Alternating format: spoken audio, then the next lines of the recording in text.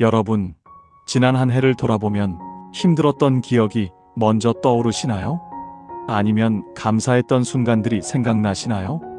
사실 우리는 힘들었던 일을 더 잘 기억합니다. 이것은 인간의 본성입니다. 좋았던 10가지보다 나빴던 한 가지가 더 오래 기억에 남습니다. 병원에 입원했던 일, 직장에서 어려움을 겪었던 일, 가족과 다투었던 일, 경제적으로 힘들었던 일. 이런 기억들이 먼저 떠오르는 것은 자연스러운 일입니다. 그런데 잠깐 멈춰서 생각해 보시겠습니까? 그 힘든 시간들을 어떻게 지나왔습니까? 여러분의 힘으로 버틴 것입니까? 여러분의 능력으로 이겨낸 것입니까? 아닙니다. 하나님께서 함께 하셨기에 오늘 이 자리에 계신 것입니다. 하나님께서 붙잡아 주셨기에 넘어지지 않은 것입니다. 하나님께서 지켜주셨기에 무너지지 않은 것입니다. 데살로니가전서 5장 18절은 이렇게 말씀합니다. 범사에 감사하라. 이것이 그리스도 예수 안에서 너희를 향하신 하나님의 뜻이니라. 범사에 감사하라. 모든 일에 감사하라는 말씀입니다. 좋은 일에만 감사하라는 것이 아닙니다.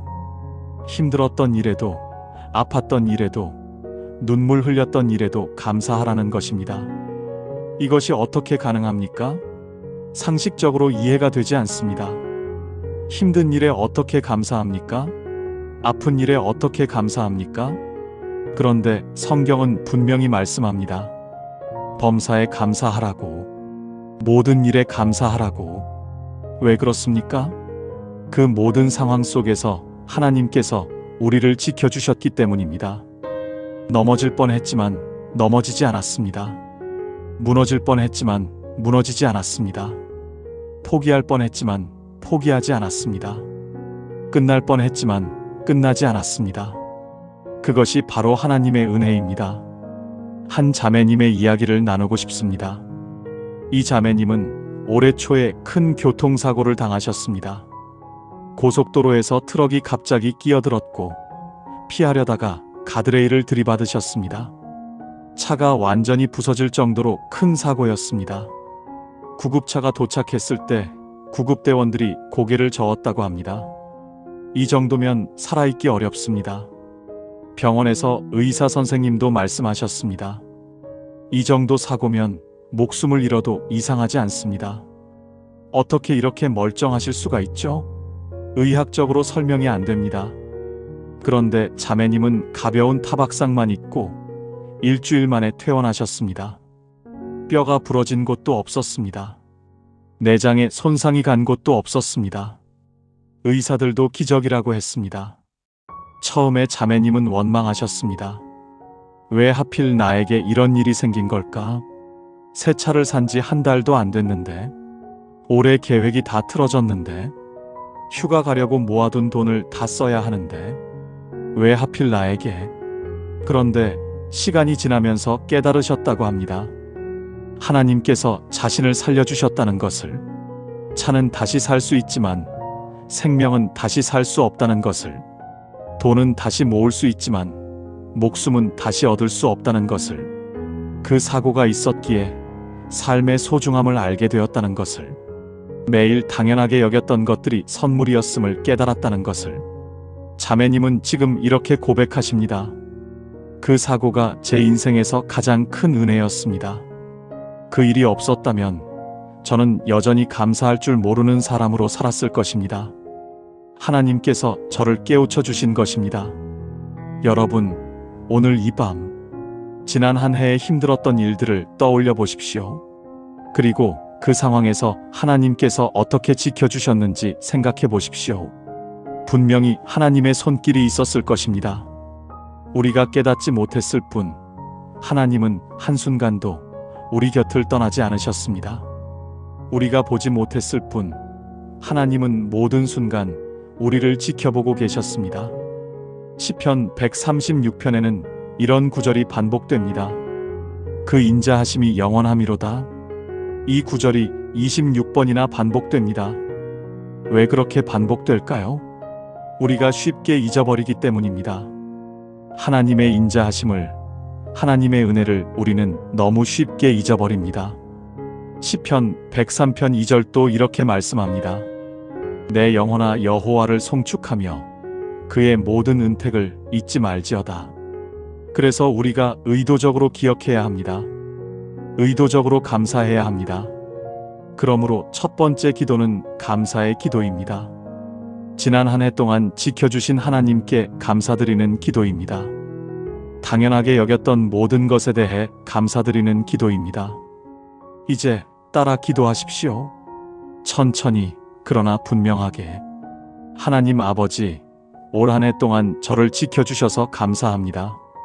제가 깨닫지 못한 순간에도 아버지께서는 저와 함께 하셨습니다.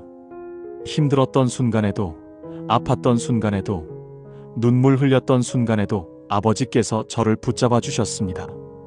넘어질 뻔했을 때 세워주셨습니다. 무너질 뻔했을 때 받쳐주셨습니다. 포기하려 했을 때 힘을 주셨습니다.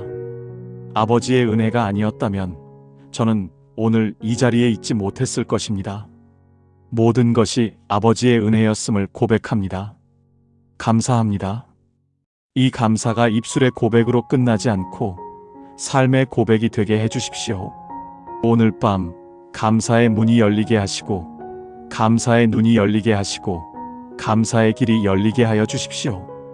예수님의 이름으로 기도합니다. 아멘. 여러분, 감사는 기적을 부릅니다. 감사할 때 우리의 눈이 열립니다. 보이지 않던 은혜가 보이기 시작합니다. 당연하게 여겼던 것들이 선물이었음을 깨닫게 됩니다. 불평했던 것들이 축복이었음을 알게 됩니다. 올해 마지막 날 감사의 기도로 한 해를 마무리하십시오. 감사로 시작해서 감사로 끝나는 인생이 되게 하실 것입니다. 여러분, 지난 한 해 동안 후회되는 일은 없으셨나요? 하지 말았어야 할 말을 한 적은 없으셨나요? 하지 말았어야 할 행동을 한 적은 없으셨나요? 마음속으로 누군가를 미워한 적은 없으셨나요? 시기하고 질투한 적은 없으셨나요? 거짓말을 한 적은 없으셨나요? 우리는 모두 연약한 존재입니다. 아무리 믿음이 좋은 사람도 실수합니다. 아무리 오래 신앙생활을 한 사람도 넘어집니다. 아무리 직분이 높은 사람도 죄를 짓습니다. 이것이 인간의 한계입니다. 우리의 현실입니다. 로마서 3장 23절은 이렇게 선언합니다. 모든 사람이 죄를 범하였음에 하나님의 영광에 이르지 못하더니 예외가 없습니다. 의로운 사람도 선한 사람도 믿음 좋은 사람도 모두 죄인입니다. 이것을 인정하는 것이 회개의 시작입니다. 여러분, 회개는 부끄러운 것이 아닙니다. 회개는 약한 것이 아닙니다. 회개는 하나님 앞에 정직하게 서는 것입니다. 회개는 우리의 연약함을 인정하고 하나님의 도움을 구하는 것입니다. 회개는 방향을 돌이키는 것입니다. 잘못된 길에서 돌아서서 하나님께로 향하는 것입니다. 요한일서 1장 9절은 이렇게 약속합니다. 만일 우리가 우리 죄를 자백하면 그는 미쁘시고 의로우사 우리 죄를 사하시며 우리를 모든 불의에서 깨끗하게 하실 것이요. 여러분, 여기에 중요한 단어가 있습니다. 미쁘시고 의로우사. 하나님은 신실하시고 의로우신 분이시기에 이 약속을 반드시 지키신다는 것입니다. 하나님은 거짓말하지 않으십니다. 하나님은 약속을 어기지 않으십니다. 우리가 회개할 때 하나님은 절대로 우리를 거절하지 않으십니다. 반드시 용서하십니다. 반드시 깨끗하게 하십니다. 한 형제님의 고백을 나누겠습니다. 이 형제님은 사업을 하시는 분이셨습니다. 건설업에 종사하시는데 경쟁이 치열했습니다. 올해 초에 큰 계약을 따야 하는 상황이었습니다. 이 계약을 따지 못하면 회사가 어려워질 수 있었습니다. 직원들 월급을 줄 수 없게 될 수도 있었습니다.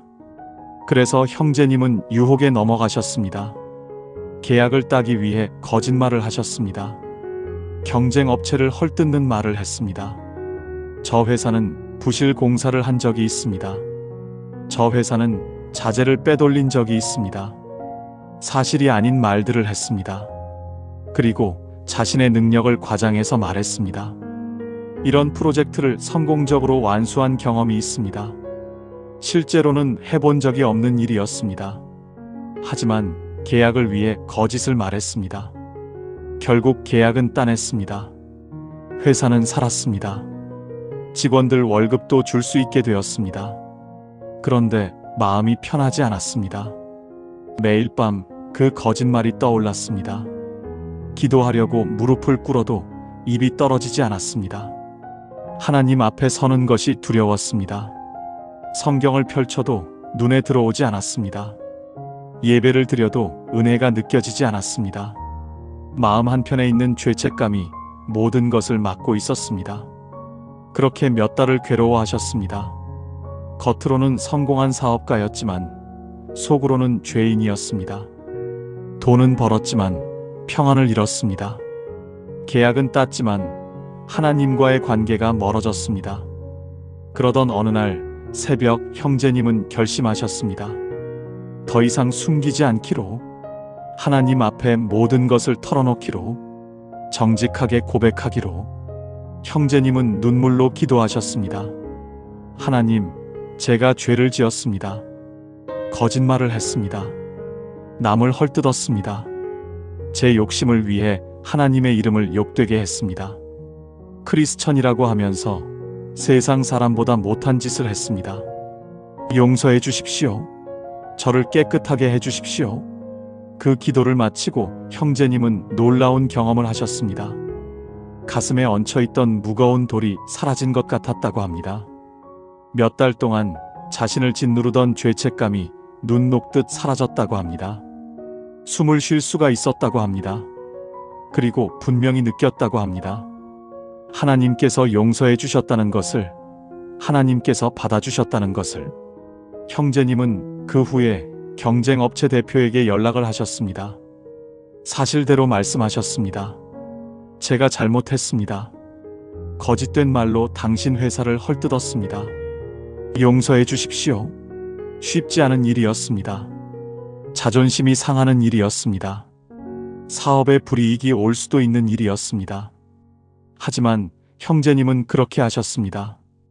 하나님 앞에서 정직하게 살기로 결단하셨기 때문입니다. 여러분, 회개는 끝이 아니라 시작입니다. 회개는 우리를 낮추는 것이 아니라 세우는 것입니다. 회개를 통해 우리는 새로워집니다. 회개를 통해 우리는 자유로워집니다. 회개를 통해 우리는 하나님과의 관계가 회복됩니다. 시편 51편 17절은 이렇게 말씀합니다. 하나님께서 구하시는 제사는 상한 심령이라. 하나님이여 상하고 통회하는 마음을 주께서 멸시하지 아니하시리이다. 이사야 1장 18절에서 하나님께서 이렇게 말씀하십니다. 오라 우리가 서로 변론하자. 너희의 죄가 주홍 같을지라도 눈과 같이 희어질 것이요 진홍같이 붉을지라도 양털같이 희게 되리라. 그러므로 오늘 한 해를 보내기 전에 우리의 마음을 돌아보아야 합니다. 숨겨둔 죄가 있다면 지금 꺼내놓아야 합니다. 덮어두었던 잘못이 있다면 지금 고백해야 합니다. 새해를 깨끗한 마음으로 시작하기 위해서입니다.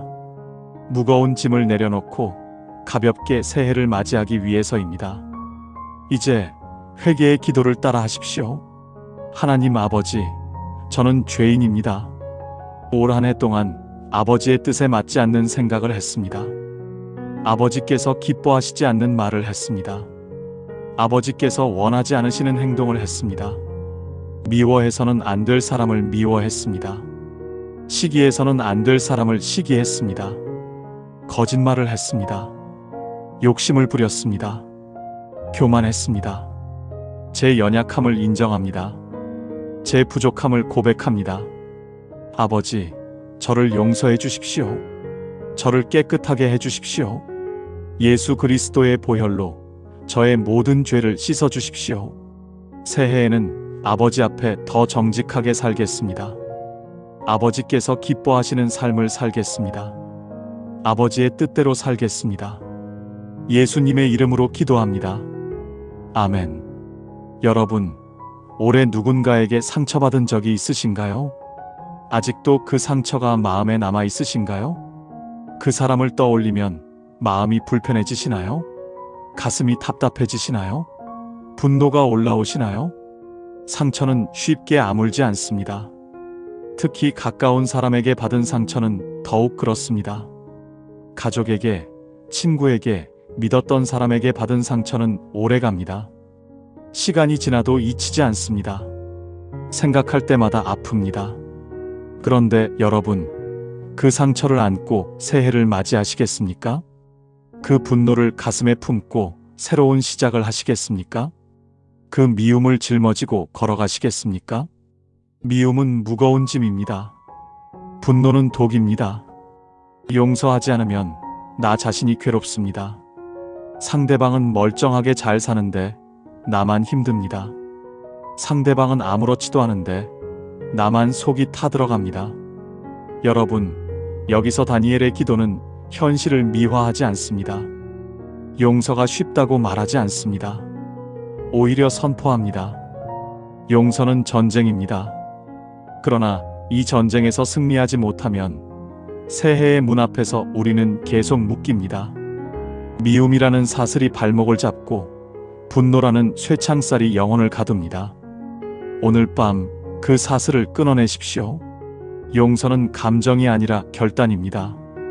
감정이 따라오지 않아도 결단부터 시작하십시오. 예수님은 마태복음 6장 14절 15절에서 이렇게 말씀하셨습니다. 너희가 사람의 잘못을 용서하면 너희 하늘 아버지께서도 너희 잘못을 용서하시려니와 너희가 사람의 잘못을 용서하지 아니하면 너희 아버지께서도 너희 잘못을 용서하지 아니하시리라. 이 말씀은 아주 분명합니다. 용서하면 용서받고 용서하지 않으면 용서받지 못합니다. 이것은 협박이 아닙니다. 이것은 원리입니다. 용서하지 않는 마음에는 하나님의 은혜가 흐르지 못합니다. 미움으로 막혀 있기 때문입니다. 분노로 가로막혀 있기 때문입니다. 은혜가 들어올 통로가 없습니다. 한 권사님의 이야기입니다. 이 권사님은 며느리와 사이가 좋지 않으셨습니다. 며느리가 처음 시집 왔을 때부터 마음에 들지 않았습니다. 말투가 싸가지 없다고 생각하셨습니다. 행동이 건방지다고 생각하셨습니다. 시어머니 대접을 제대로 안 한다고 생각하셨습니다. 작은 것들이 쌓이고 쌓였습니다. 명절 때 음식 준비를 도와주지 않는 것, 아이들 교육에 대해 간섭하지 말라고 하는 것, 집에 들르면 인사도 제대로 안 하는 것, 이런 것들이 하나하나 쌓여서 커다란 벽이 되었습니다. 그런데 작년 추석에 큰 다툼이 있었습니다. 며느리가 명절 음식 준비를 아예 하지 않겠다고 한 것입니다. 올해는 외식하자고요. 힘들게 음식 만들어봤자 다 버리잖아요. 간편하게 밖에서 먹어요. 권사님은 분노하셨습니다. 어떻게 며느리가 시어머니에게 그런 말을 할 수 있느냐고. 조상 대대로 내려온 전통을 무시하느냐고. 당장 내 눈앞에서 사라져라. 그 자리에서 큰 싸움이 벌어졌습니다. 아들은 중간에서 어쩔 줄 몰라 했고 손주들은 울었습니다. 그 명절은 완전히 망했습니다. 그 일 이후로 1년 동안 말을 하지 않으셨습니다. 같은 아파트 단지에 살면서 서로 외면하며 지내셨습니다. 명절에도 안 만났고 손주 생일에도 안 만났습니다. 아들만 중간에서 왔다 갔다 했습니다. 그런데 여러분, 그 1년이 얼마나 고통스러웠는지 모릅니다. 매일 마음이 무거웠습니다. 아침에 눈을 뜨면 며느리 생각이 났습니다. 밥을 먹어도 맛이 없었습니다. 밤에 잠이 오지 않았습니다. 기도가 되지 않았습니다. 교회에 가도 은혜가 느껴지지 않았습니다. 찬송을 불러도 가사가 마음에 들어오지 않았습니다. 설교를 들어도 귀에 들어오지 않았습니다. 마음 한편에 있는 미움이 모든 것을 막고 있었습니다. 올해 가을 권사님은 결단하셨습니다. 먼저 손을 내밀기로, 용서하기로. 쉽지 않았습니다. 내가 왜 먼저 손을 내밀어야 하지? 잘못한 건 며느리인데, 사과받아야 할 사람은 나인데. 이 생각이 계속 올라왔습니다. 그러나 권사님은 기도하셨습니다. 하나님, 제가 용서할 수 있도록 도와주십시오. 제 힘으로는 안 됩니다. 이 미움이 너무 큽니다. 이 분노가 너무 깊습니다. 아버지께서 제 마음을 녹여주십시오. 제 마음을 바꿔주십시오. 그렇게 몇 주를 기도하셨습니다. 매일 새벽마다 무릎을 꿇고 기도하셨습니다. 하나님, 제가 용서할 수 있게 해주십시오. 그 기도를 수백 번 하셨습니다. 그리고 어느 날 저녁, 권사님은 며느리에게 연락하셨습니다. 잠깐 보자. 할 말이 있다. 며느리는 경계하는 눈빛으로 왔습니다. 또 싸우려고 부른 건가 싶었을 것입니다. 또 잔소리를 들으려고 온 건가 싶었을 것입니다. 그런데 권사님이 먼저 말씀하셨습니다. 내가 너를 많이 힘들게 했구나. 내가 너무 내 고집대로만 하려고 했구나. 내 입장에서만 생각했구나. 미안하다. 며느리는 놀랐습니다. 그리고 울기 시작했습니다. 어머니, 저도 잘못했어요. 저도 너무 예민하게 굴었어요. 어머니 마음도 모르고 제 생각만 했어요. 용서해 주세요. 두 사람은 부둥켜 안고 한참을 울었습니다. 1년 동안 막혀있던 것이 한꺼번에 터져나왔습니다. 쌓였던 감정들이 눈물과 함께 흘러나왔습니다. 권사님은 말씀하셨습니다. 용서하고 나니까 온 세상이 달라 보였어. 마음이 깃털처럼 가벼워졌어. 1년 동안 먹었던 마음의 병이 다 나은 것 같았어. 기도가 술술 나오기 시작했어. 하나님이 다시 가까이 느껴졌어. 지금 권사님과 며느리는 예전보다 더 좋은 관계가 되었습니다. 일주일에 한 번씩 함께 식사를 합니다. 손주들도 할머니 집에 자주 옵니다. 그 갈등의 시간이 오히려 관계를 더 깊게 만들었습니다. 여러분, 용서는 상대방을 위한 것이 아닙니다. 용서는 나를 위한 것입니다. 용서하지 않으면 내가 괴롭습니다. 미움을 품고 있으면 내 마음이 병듭니다. 분노를 안고 있으면 내 영혼이 시듭니다. 에베소서 4장 3132절은 이렇게 권면합니다. 너희는 모든 악독과 노함과 분냄과 떠드는 것과 비방하는 것을 모든 악의와 함께 버리고 서로 친절하게 하며 불쌍히 여기며 서로 용서하기를 하나님이 그리스도 안에서 너희를 용서하심과 같이 하라. 하나님께서 우리를 용서하신 것처럼 우리도 서로 용서하라고 하셨습니다. 하나님께서 우리를 용서하시는데 조건을 다셨습니까? 내가 충분히 반성하면 용서해 주마. 내가 벌을 받으면 용서해 주마. 내가 울고불고 사정하면 용서해 주마. 그렇게 말씀하셨습니까? 아닙니다. 로마서 5장 8절이 이렇게 말씀합니다. 우리가 아직 죄인 되었을 때 그리스도께서 우리를 위하여 죽으심으로 하나님께서 우리에 대한 자기의 사랑을 확증하셨느니라. 우리가 아직 죄인 되었을 때 그리스도께서 우리를 위해 죽으셨습니다. 우리가 회개하기도 전에, 반성하기도 전에, 용서를 구하기도 전에 먼저 사랑하셨습니다. 그것이 하나님의 용서입니다. 우리도 그렇게 용서해야 합니다. 여러분, 새해를 미움 없이 시작하십시오. 분노를 내려놓고 가벼운 마음으로 새해 첫 발을 내디디십시오.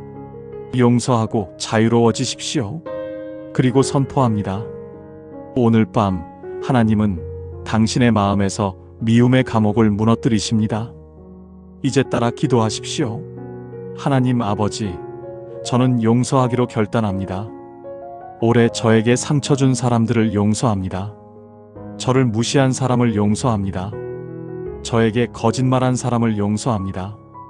저를 배신한 사람을 용서합니다. 저를 오해한 사람을 용서합니다. 저에게 상처 주는 말을 한 사람을 용서합니다. 제 힘으로는 되지 않습니다. 이 미움이 너무 큽니다. 이 분노가 너무 깊습니다. 그러나 아버지께서 저를 용서해 주셨기에 저도 용서하겠습니다. 아버지께서 저를 사랑해 주셨기에 저도 사랑하겠습니다. 아버지, 제 마음에 남아있는 미움을 거두어 주십시오. 분노를 녹여 주십시오. 그 자리에 아버지의 사랑을 부어 주십시오. 그 자리에 아버지의 평안을 채워주십시오. 새해에는 미움 없이 살겠습니다. 아버지께서 저를 사랑하신 것처럼 저도 다른 사람을 사랑하겠습니다. 예수님의 이름으로 기도합니다. 아멘. 여러분, 이 기도를 드릴 때 여러분의 마음이 자유로워질 것입니다. 묶여있던 것이 풀리고 막혀있던 것이 뚫릴 것입니다. 미움의 감옥에서 나와 사랑의 세계로 들어가게 될 것입니다. 여러분, 새해가 두려우신가요? 어떤 일이 일어날지 몰라서 불안하신가요? 내년에도 올해처럼 힘들면 어쩌나 걱정되시나요? 경제 상황이 나빠지면 어쩌나 걱정되시나요? 건강이 더 안 좋아지면 어쩌나 걱정되시나요? 가족에게 무슨 일이 생기면 어쩌나 걱정되시나요? 우리는 미래를 알 수 없습니다. 내일 무슨 일이 일어날지 아무도 모릅니다. 1시간 뒤에 무슨 일이 일어날지도 모릅니다. 그래서 불안한 것이고, 그래서 걱정이 되는 것입니다. 인간은 불확실함을 싫어합니다. 알 수 없는 것을 두려워합니다. 통제할 수 없는 것에 불안해합니다. 그것이 인간의 본성입니다. 그런데 여러분, 우리가 알지 못해도 아시는 분이 계십니다. 우리가 보지 못해도 보시는 분이 계십니다. 우리가 통제할 수 없어도 통제하시는 분이 계십니다. 바로 하나님이십니다. 이사야 46장 10절에서 하나님께서 이렇게 말씀하십니다. 내가 종말을 처음부터 알리며 아직 이루지 아니한 일을 옛적부터 알리고 이르기를 나의 모략이 설 것이니 내가 나의 모든 기뻐하는 것을 이루리라. 하나님께서는 끝을 처음부터 아십니다. 우리의 미래를 이미 알고 계십니다. 내일 무슨 일이 일어날지 아십니다. 내년에 무슨 일이 일어날지 아십니다. 10년 후에 무슨 일이 일어날지 아십니다. 우리 생의 마지막 날에 무슨 일이 일어날지도 아십니다. 그리고 하나님의 계획은 반드시 이루어집니다. 나의 모략이 설 것이라. 하나님의 뜻은 실패하지 않습니다. 성취됩니다. 그렇다면 우리가 할 일은 무엇입니까? 걱정하는 것입니까? 불안해하는 것입니까? 밤잠을 설치며 전전긍긍하는 것입니까? 아닙니다. 하나님을 신뢰하는 것입니다. 잠언 3장 56절은 이렇게 말씀합니다. 너는 마음을 다하여 여호와를 신뢰하고 내 명철을 의지하지 말라. 너는 범사에 그를 인정하라. 그리하면 내 길을 지도하시리라. 마음을 다하여 여호와를 신뢰하라. 내 생각, 내 판단, 내 계획을 의지하지 말고 하나님을 의지하라는 것입니다. 내 경험, 내 지식, 내 능력을 믿지 말고 하나님을 믿으라는 것입니다. 그리고 범사에 그를 인정하라. 좋은 일이 생겼을 때만 하나님을 인정하는 것이 아닙니다. 어려운 일이 생겼을 때도 하나님을 인정하라는 것입니다. 형통할 때도 고난 중에도 기쁠 때도 슬플 때도 하나님을 인정하라는 것입니다. 그러면 하나님께서 우리의 길을 지도하시겠다고 약속하셨습니다. 한 집사님의 이야기를 나누겠습니다. 이 집사님은 작년 연말에 직장을 잃으셨습니다. 회사가 어려워지면서 구조조정을 당하신 것입니다. 20해 넘게 다니던 회사였습니다. 입사할 때부터 함께했던 회사였습니다. 평생 다닐 줄 알았던 회사였습니다. 그런데 갑자기 정리해고 통보를 받으셨습니다. 회사 사정이 어려워서 어쩔 수 없습니다. 다음 달까지만 출근해 주세요. 청천벽력 같은 소리였습니다. 앞이 캄캄했습니다. 쉰이 넘은 나이에 누가 받아주겠습니까? 집에는 대학생 자녀가 둘이나 있습니다. 아직 갚아야 할 대출금도 있습니다. 어떻게 해야 할지 막막했습니다. 집사님은 기도하셨습니다. 하나님, 왜 저에게 이런 일이 생긴 겁니까? 제가 뭘 잘못했습니까? 20년 넘게 성실하게 일했는데 왜 저에게 이런 일이 앞으로 어떻게 해야 합니까? 가족을 어떻게 먹여 살립니까? 처음에는 원망도 하셨습니다. 분노도 하셨습니다. 왜 하필 나에게, 왜 하필 이 시기에 하나님이 정말 계신 건가? 그런데 기도하면서 마음의 평안이 찾아왔다고 합니다. 분명한 응답은 없었지만 괜찮을 것 같다는 느낌이 들었다고 합니다. 하나님께서 함께 하신다는 확신이 생겼다고 합니다. 이 상황도 하나님의 손 안에 있다는 믿음이 생겼다고 합니다. 그리고 집사님은 신뢰하기로 결단하셨습니다. 내가 길을 알 수 없어도 하나님은 아신다. 내가 방법을 모르겠어도 하나님은 아신다. 내가 앞이 안 보여도 하나님은 다 보고 계신다. 하나님을 믿고 기다리자. 하나님께서 인도해 주실 것이다. 집사님은 구직 활동을 하시면서 기도하셨습니다. 아버지, 제가 갈 곳을 열어주십시오. 아버지께서 원하시는 곳으로 인도해 주십시오. 제 뜻대로가 아니라 아버지 뜻대로 되게 해주십시오. 석 달이 지났습니다. 몇 군데 면접을 봤지만 다 떨어졌습니다. 나이가 많다는 이유로, 경력이 맞지 않다는 이유로 마음이 조급해지기 시작했습니다. 그런데 어느 날 전에 알던 분이 연락을 해오신 것입니다. 예전에 같은 회사에서 일했던 선배였습니다. 새로 회사를 시작하는데 함께하지 않겠나? 당신처럼 경험 있는 사람이 필요해. 조건도 전보다 훨씬 좋았습니다. 월급도 더 많았고 직급도 더 높았습니다. 무엇보다 신앙을 가진 분들이 함께하는 회사였습니다. 회사에서 함께 기도하고 예배를 드릴 수 있는 곳이었습니다. 집사님은 지금 이렇게 고백하십니다. 그때 직장을 잃은 것이 축복이었습니다. 하나님께서 더 좋은 것을 주시기 위해 그 일을 허락하셨던 것입니다. 제가 그 회사에 계속 있었다면 이 기회를 못 잡았을 것입니다. 하나님께서 강제로 저를 옮기신 것입니다. 그때는 몰랐는데 지금 보니 다 하나님의 계획이었습니다. 여러분, 우리는 앞을 볼 수 없습니다. 그러나 하나님은 모든 것을 보고 계십니다. 우리의 계획이 틀어져도 하나님의 계획은 틀어지지 않습니다. 우리가 실패해도 하나님은 실패하지 않으십니다. 우리가 막다른 길에 섰다고 생각해도 하나님께는 언제나 길이 있습니다. 예레미야 29장 11절은 이렇게 약속합니다. 너희를 향한 나의 생각을 내가 아나니 평안이요 재앙이 아니니라. 너희에게 미래와 희망을 주는 것이니라. 하나님께서 우리를 향해 가지고 계신 생각은 평안입니다. 재앙이 아닙니다. 해치려는 것이 아닙니다. 고통을 주려는 것이 아닙니다. 미래와 희망을 주시는 것입니다. 이것이 하나님의 마음입니다. 이것이 하나님의 계획입니다. 여러분, 새해가 두려우십니까? 앞으로 어떤 일이 일어날지 걱정되십니까? 그렇다면 하나님을 신뢰하십시오. 내 생각으로는 이해되지 않아도, 내 눈에는 보이지 않아도 하나님께서 모든 것을 아시고 계십니다. 하나님께서 가장 좋은 길로 인도해 주실 것입니다. 이제 따라 기도하십시오. 하나님 아버지, 저는 아버지를 신뢰합니다. 새해에 어떤 일이 일어날지 저는 알지 못합니다. 그러나 아버지께서 아시고 계신 것을 믿습니다. 아버지께서 저를 향해 가지고 계신 계획이 선하다는 것을 믿습니다. 평안의 계획이요, 재앙이 아니라는 것을 믿습니다. 미래와 희망을 주시는 계획이라는 것을 믿습니다.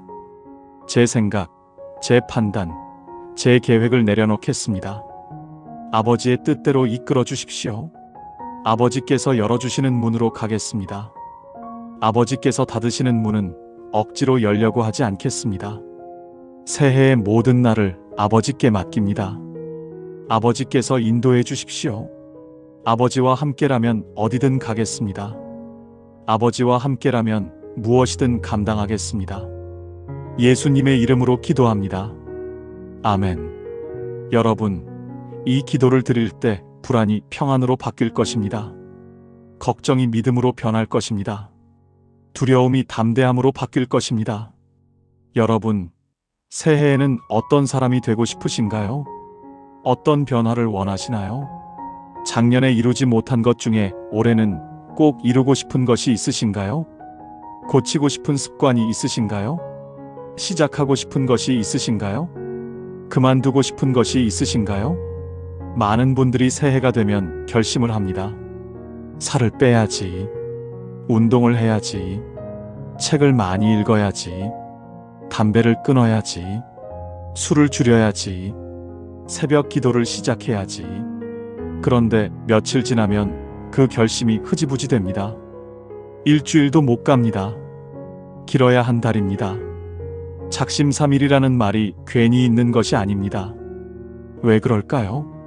우리의 의지가 약하기 때문입니다. 인간의 결심은 쉽게 무너집니다. 인간의 의지는 한계가 있습니다. 아무리 굳게 결심해도 유혹 앞에서 흔들립니다. 아무리 단단히 다짐해도 시간이 지나면 느슨해집니다. 그래서 여러분, 여기서 다니엘의 기도는 분명히 선포합니다. 당신의 의지만으로는 안 됩니다. 당신의 결심만으로는 오래 못 갑니다. 그래서 우리에게는 하나님의 도우심이 필요합니다. 인간의 힘으로는 안 됩니다. 하나님의 능력이 필요합니다. 빌립보서 4장 13절은 이렇게 선언합니다. 내게 능력 주시는 자 안에서 내가 모든 것을 할 수 있느니라. 놀라운 선언입니다. 내가 모든 것을 할 수 있다. 그러나 조건이 있습니다. 내게 능력 주시는 자 안에서, 즉 하나님 안에서만 가능하다는 것입니다. 하나님께서 능력을 주셔야 가능하다는 것입니다. 내 힘으로는 안 됩니다. 내 의지로는 오래가지 못합니다. 내 노력으로는 한계가 있습니다. 그러나 하나님께서 능력을 주시면 할 수 있습니다. 하나님께서 함께 하시면 가능합니다. 불가능해 보이는 것도 가능해집니다. 한 청년의 이야기입니다. 이 청년은 도박 중독이었습니다. 처음에는 친구들과 재미로 시작한 것이 점점 빠져들었습니다.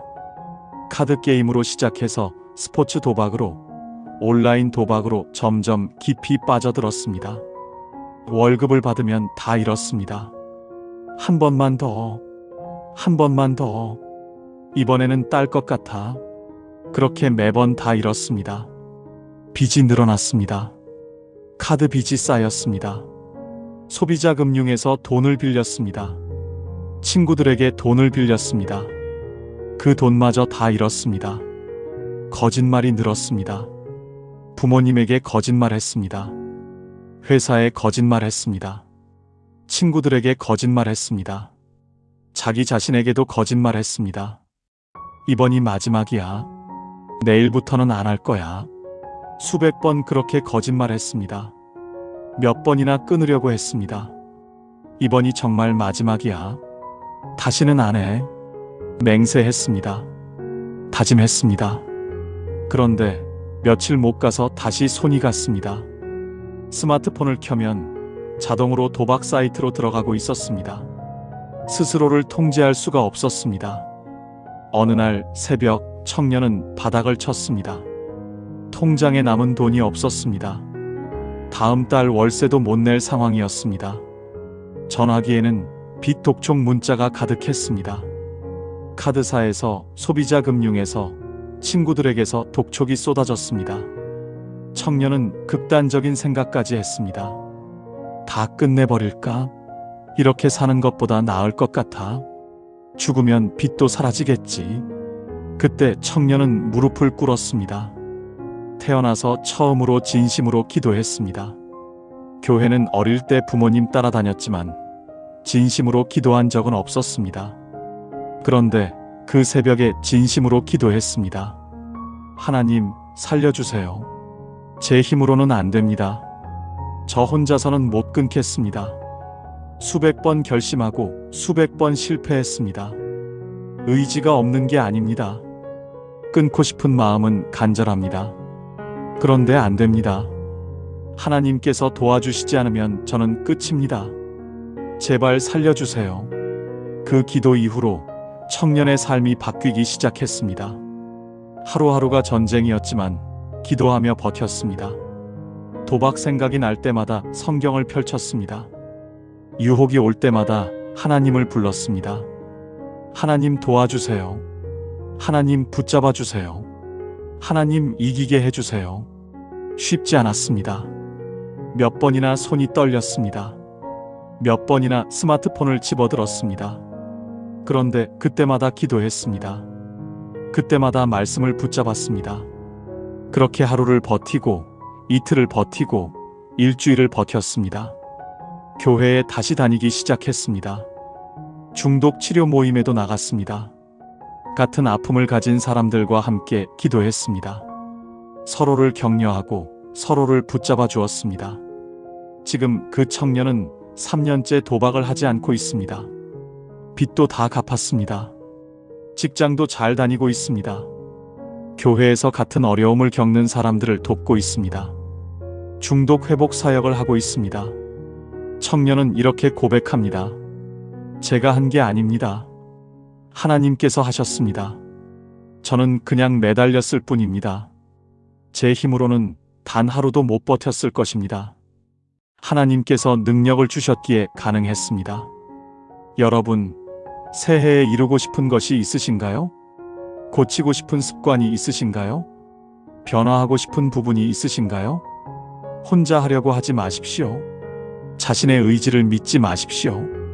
하나님께 도움을 구하십시오. 결단은 내가 하지만 능력은 하나님께서 주십니다. 시작은 내가 하지만 완성은 하나님께서 하십니다. 고린도후서 12장 9절에서 주님께서 이렇게 말씀하셨습니다. 내 은혜가 내게 족하도다.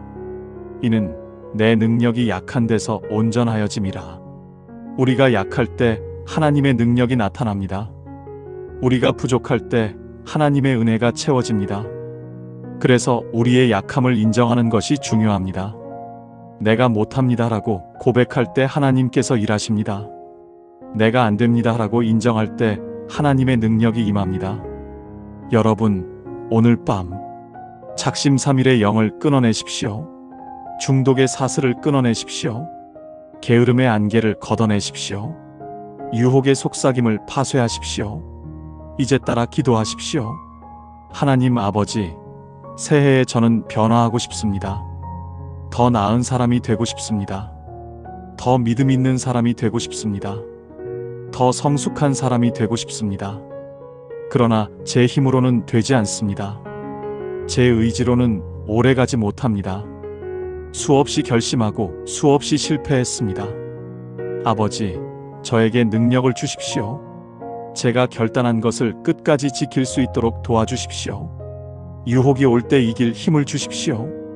포기하고 싶을 때 붙잡아 주십시오. 넘어지려고 할 때 세워주십시오. 저는 연약하지만 아버지는 강하십니다. 저는 부족하지만 아버지는 충분하십니다. 아버지 안에서 새해에는 승리하겠습니다. 아버지의 능력으로 이기겠습니다. 오늘부터 저는 도망치지 않겠습니다. 오늘부터 저는 핑계대지 않겠습니다. 오늘부터 저는 무너짐을 선택하지 않겠습니다. 성령님, 제 안에 거하시고 저를 이끄십시오. 예수님의 이름으로 기도합니다. 아멘. 여러분, 이 기도를 드릴 때 하나님께서 능력을 부어주실 것입니다. 새해의 결심이 작심삼일로 끝나지 않고 삶의 변화로 이어질 것입니다. 하나님의 도우심으로 새 사람이 되실 것입니다. 여러분, 축복받고 싶으신가요? 새해에는 좋은 일만 가득하길 원하시나요? 건강하고 형통하고 기쁜 한 해가 되길 바라시나요? 복 많이 받으시길 원하시나요? 그렇다면 먼저 축복이 무엇인지 알아야 합니다. 세상이 말하는 축복과 성경이 말하는 축복은 다릅니다. 세상은 돈이 많으면 축복이라고 합니다. 통장 잔고가 많으면 축복받은 사람이라고 합니다. 높은 자리에 올라가면 축복이라고 합니다. 남들이 부러워하는 삶을 살면 축복이라고 합니다. 좋은 집에 살고 좋은 차를 타고 좋은 옷을 입으면 축복이라고 합니다. 그러나 성경은 다르게 말합니다. 시편 1편 1절 3절을 보시겠습니다. 복 있는 사람은 악인들의 꾀를 따르지 아니하며 죄인들의 길에 서지 아니하며 오만한 자들의 자리에 앉지 아니하고 오직 여호와의 율법을 즐거워하여 그의 율법을 주야로 묵상하는도다. 그는 시냇가에 심은 나무가 철을 따라 열매를 맺으며 그 잎사귀가 마르지 아니함 같으니 그가 하는 모든 일이 다 형통하리로다. 복 있는 사람은 누구입니까? 돈 많은 사람입니까? 높은 자리에 있는 사람입니까? 아닙니다. 여호와의 율법을 즐거워하는 사람입니다. 하나님의 말씀을 주야로 묵상하는 사람입니다. 아침에도 말씀, 낮에도 말씀, 밤에도 말씀, 말씀을 삶의 중심에 두는 사람입니다. 그런 사람은 시냇가에 심은 나무와 같습니다. 시냇가의 나무는 물이 마르지 않습니다. 가뭄이 와도 물을 공급받습니다. 그래서 언제나 푸릅니다. 계절을 따라 열매를 맺습니다. 잎사귀가 마르지 않습니다. 하는 모든 일이 형통합니다. 여러분, 진정한 축복은 하나님과의 관계에서 시작됩니다. 하나님의 말씀 안에 거하는 것이 축복의 시작입니다. 그러면 나머지는 따라옵니다. 마태복음 6장 33절에서 예수님께서 말씀하셨습니다. 너희는 먼저 그의 나라와 그의 의를 구하라. 그리하면 이 모든 것을 너희에게 더하시리라. 순서가 중요합니다. 먼저 하나님 나라를 구하고 그 다음에 필요한 것들이 채워집니다. 먼저 필요한 것들을 구하고 남는 시간에 하나님을 찾는 것이 아닙니다. 순서가 바뀌면 안 됩니다. 하나님을 먼저, 세상 것은 그 다음. 한 목사님의 간증을 나누겠습니다. 이 목사님은 20년 전에 개척교회를 시작하셨습니다.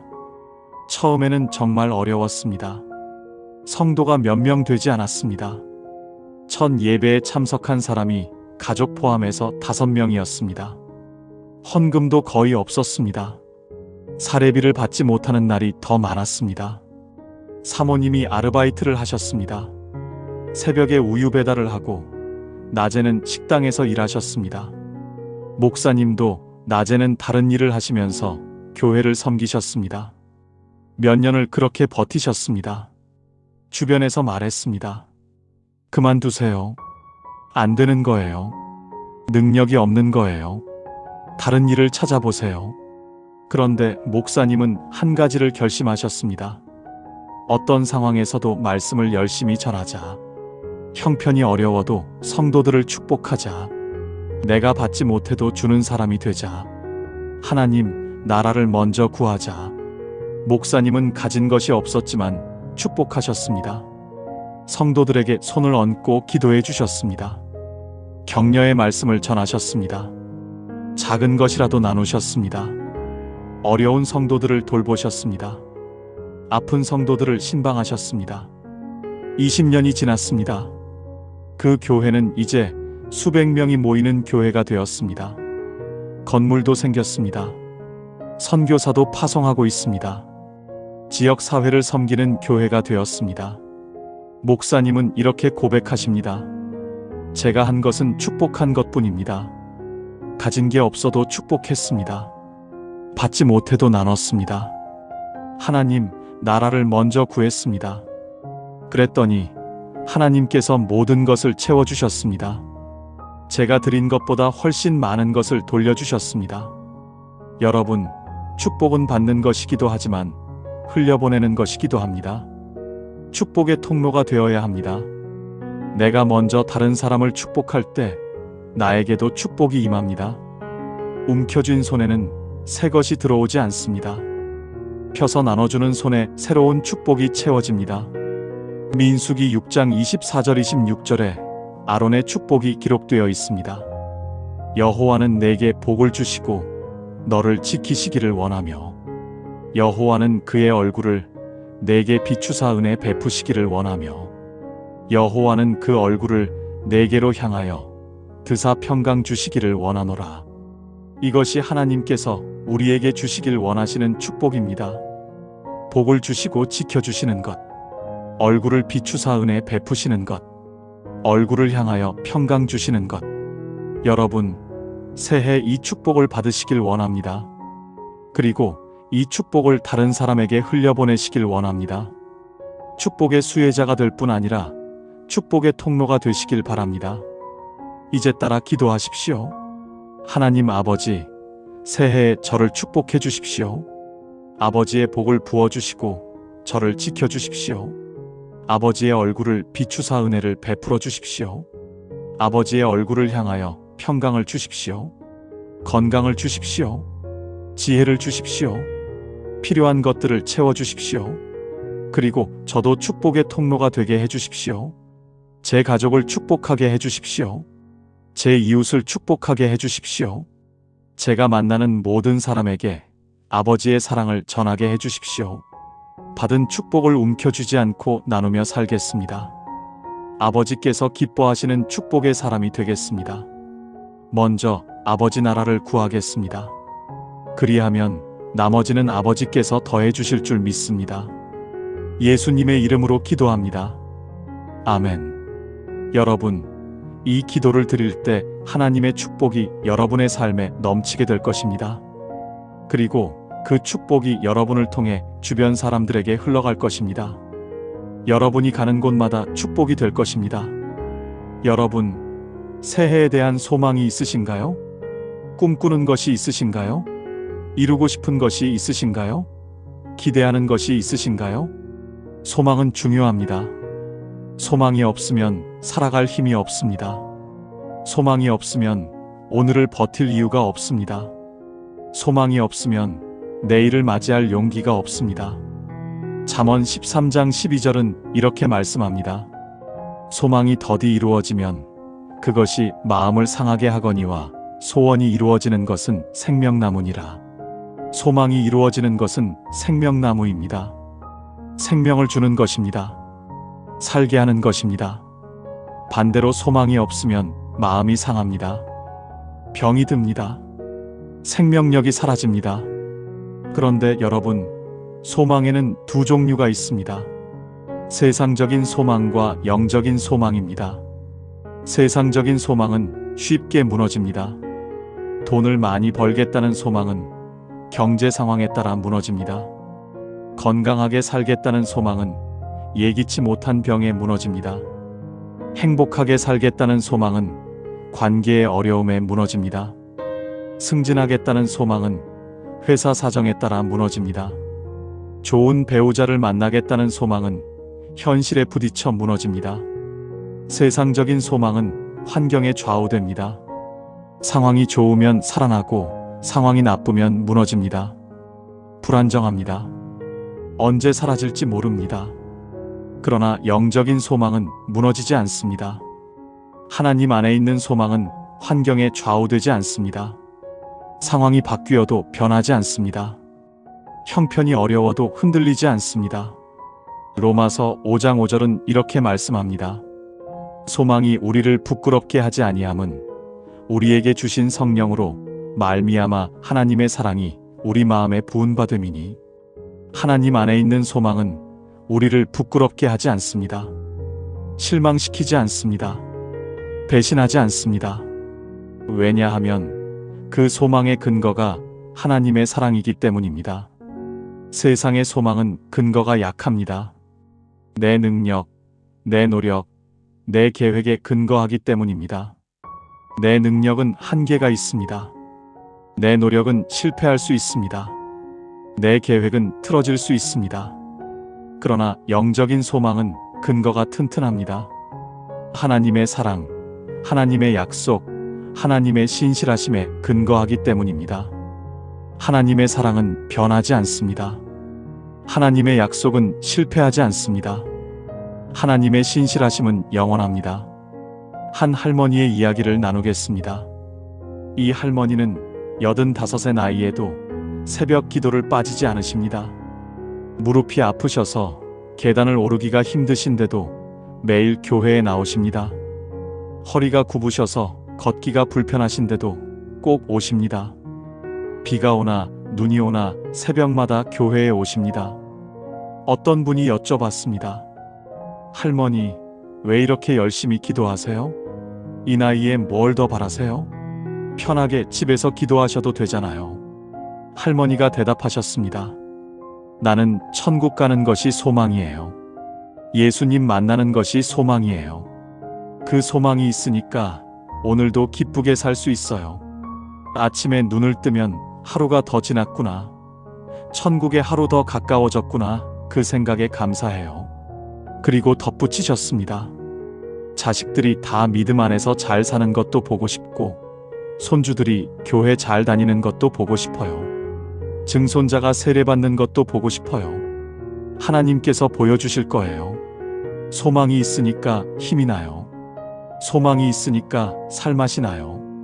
여러분, 이 할머니에게는 소망이 있습니다. 천국에 대한 소망, 가족에 대한 소망. 그 소망이 할머니를 매일 새벽 일어나게 합니다. 무릎 아픔을 이기게 합니다. 허리 굽음을 감당하게 합니다. 기쁘게 살아가게 합니다. 소망은 생명입니다. 소망이 있는 사람은 어떤 상황에서도 일어섭니다. 소망이 있는 사람은 어떤 어려움도 이겨냅니다. 소망이 있는 사람은 죽음도 두렵지 않습니다. 예레미야 애가 3장 21절 24절을 보시겠습니다.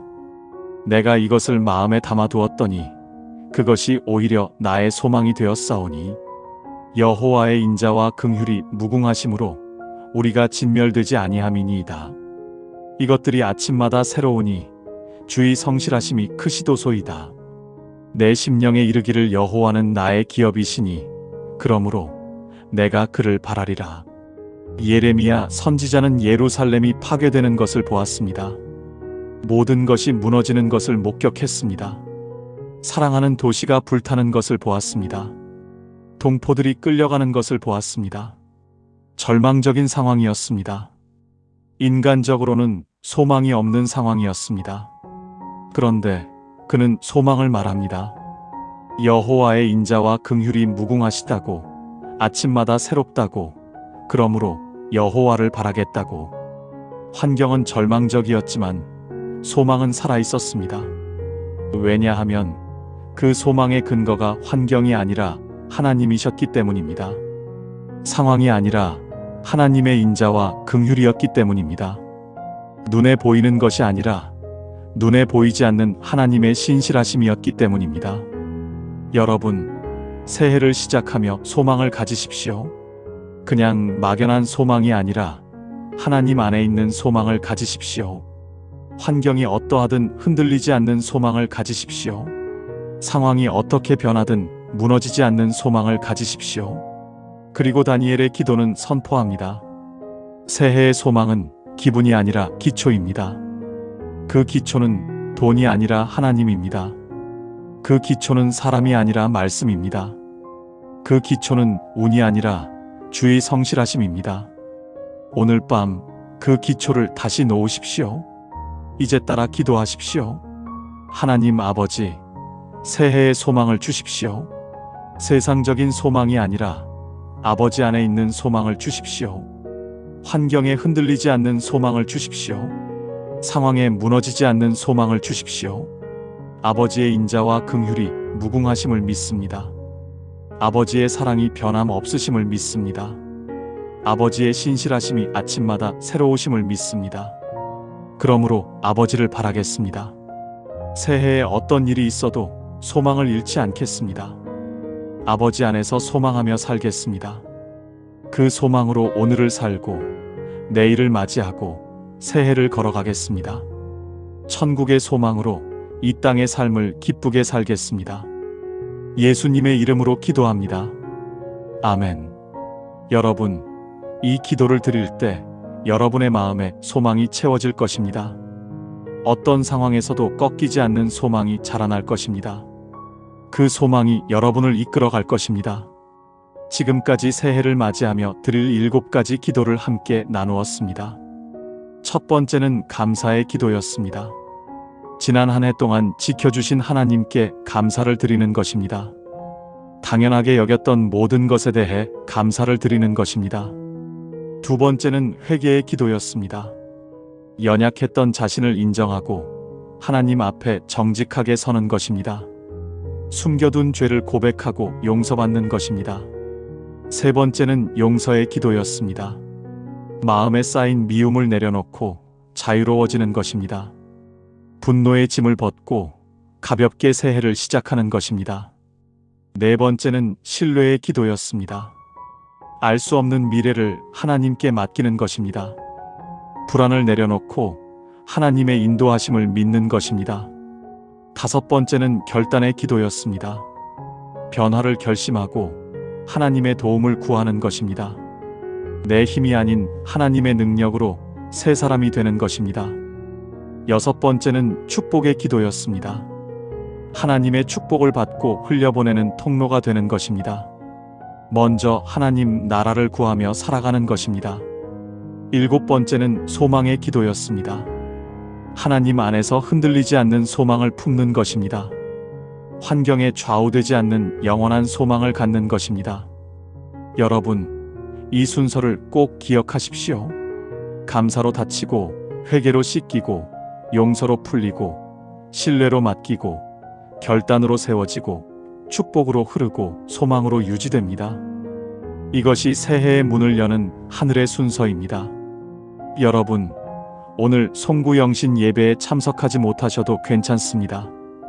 교회에 가지 못하셔도 괜찮습니다. 죄책감을 느끼실 필요 없습니다. 불안해하실 필요 없습니다. 하나님은 건물 안에만 계신 분이 아닙니다. 여러분이 계신 그곳에 함께 하십니다. 여러분이 무릎 꿇는 그곳이 예배당입니다. 여러분이 기도하는 그곳에 하나님께서 임재하십니다. 시편 139편 7절 10절이 이렇게 말씀합니다. 내가 주의 영을 떠나 어디로 가며 주의 앞에서 어디로 피하리이까? 내가 하늘에 올라갈지라도 거기 계시며 스올에 내 자리를 펼지라도 거기 계시니이다. 내가 새벽 날개를 치며 바다 끝에 가서 거주할지라도 거기서도 주의 손이 나를 인도하시며 주의 오른손이 나를 붙드시리이다. 하늘에 올라가도 하나님이 계십니다. 음부에 내려가도 하나님이 계십니다. 바다 끝에 가도 하나님이 계십니다. 어디에 있든 하나님께서 함께 하십니다. 여러분의 골방에도 하나님이 계십니다. 여러분의 거실에도 하나님이 계십니다. 여러분의 침대 곁에도 하나님이 계십니다. 병원 침대 위에도 하나님이 계십니다. 직장에서 야근하는 그 자리에도 하나님이 계십니다. 오늘 밤 자정, 새해가 밝아올 때 여러분의 골방에서 이 기도들을 드려보십시오. 화려한 성가대의 찬양은 없지만 여러분의 진심 어린 고백이 있습니다. 웅장한 오르간 소리는 없지만 여러분의 간절한 기도가 있습니다. 수백 명의 성도가 함께하지 않지만 하나님께서 함께하십니다. 목사님의 설교는 없지만 성령님께서 여러분의 마음에 말씀하십니다. 그 기도를 하나님께서 들으십니다. 그 기도에 하나님께서 응답하십니다. 그 기도를 통해 새해가 열립니다. 그 기도를 통해 은혜의 문이 열립니다. 이제 선포합니다. 당신의 2026년옥은 다가오는 새해은 정죄가 아니라 은혜로 시작됩니다. 두려움이 아니라 평안으로 시작됩니다. 혼란이 아니라 질서로 시작됩니다. 막힘이 아니라 열림으로 시작됩니다. 오늘 밤 당신의 마음을 짓누르던 죄책감은 떠나갈지어다. 당신의 가정을 흔들던 분노와 미움은 끊어질지어다. 당신의 미래를 덮던 불안의 안개는 거칠지어다. 당신의 결단을 무너뜨리던 유혹의 속삭임은 침묵할지어다. 하나님께서 당신의 걸음을 지도하실지어다. 하나님께서 당신의 잠을 지키실지어다. 하나님께서 당신의 마음에 평강을 부으실지어다. 하나님께서 당신에게 필요한 지혜를 더하실지어다. 하나님께서 당신의 삶에 문을 여실지어다. 하나님께서 당신을 축복의 통로로 세우실지어다. 여호와는 내게 복을 주시고 너를 지키시기를 원하며 여호와는 그의 얼굴을 내게 비추사 은혜 베푸시기를 원하며 여호와는 그 얼굴을 내게로 향하여 드사 평강 주시기를 원하노라. 아멘. 새해 복 많이 받으십시오. 하나님의 은혜가 여러분의 새해에 넘치기를 기도합니다. 여러분의 모든 날에 하나님의 축복이 함께 하시기를 축원합니다. 건강하시고 평안하시고 형통하시기를 바랍니다. 무엇보다 하나님과 더 가까워지는 한 해가 되시기를 바랍니다. 이 영상이 은혜가 되셨다면 좋아요를 눌러주시고 댓글로 아멘으로 화답해 주십시오. 그리고 오늘 들은 7가지 기도를 새해 첫날부터 드리겠습니다. 결단하시는 분은 댓글에 기도합니다 라고 남겨주십시오. 제가 이름 없이도 그 댓글을 붙잡고 함께 기도하겠습니다. 가족과 지인들에게도 공유해 주시면 더 많은 분들이 은혜를 받으실 수 있습니다. 여러분의 작은 공유가 누군가의 새해를 살립니다. 여러분의 한마디 아멘이 누군가의 무너진 마음을 다시 세웁니다. 감사합니다. 샬롬.